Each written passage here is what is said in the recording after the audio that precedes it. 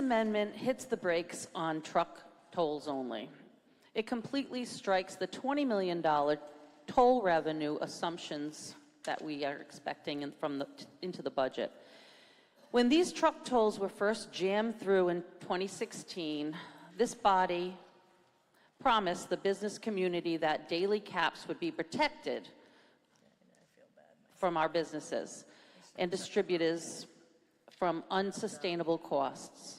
The federal appeals court struck these protective caps down as illegal, and because of that ruling, we cannot legally give local business operators a break. If these gantries are turned back on, 94% of the tolling burden will fall squarely on Rhode Island companies.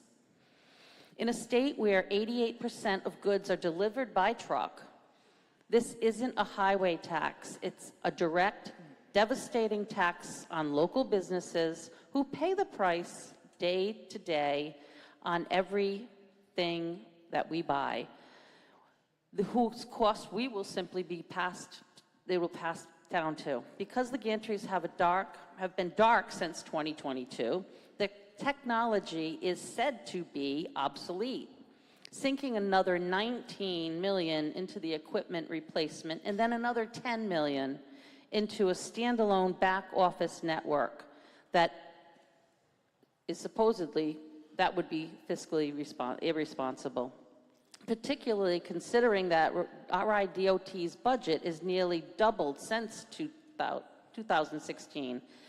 The initial crisis that triggered the scheme has been addressed. We do not need to resurrect a toxic program to keep funding roads. We have the money. Yes, the recent First Circuit ruling said we are technically allowed to turn these gantries back on. But just because the court says we can, do you think it's right? Doesn't mean we should. The court gave us permission to tax our local businesses who are hurting already, and tax them into oblivion.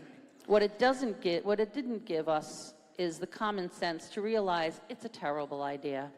I urge the adoption of this amendment.